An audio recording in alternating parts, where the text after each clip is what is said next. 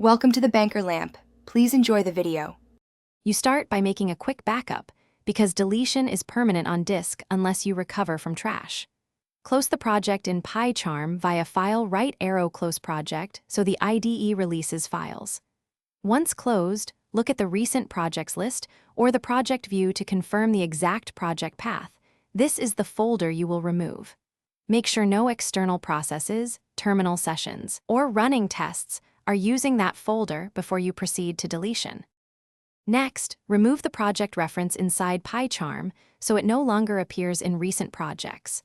Right-click and choose Remove from Recent or Open containing folder to inspect. Then delete the project folder using your OS file manager. Send it to recycle bin/trash or run a terminal command. Be careful with rmrf. If your virtual environment lives inside the project, delete that folder too, because leaving it creates orphaned interpreters and wasted space.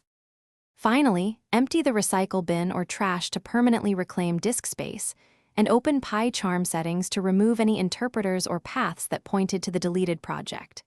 Once done, run file right arrow invalidate caches/restart if Pycharm still shows ghosts.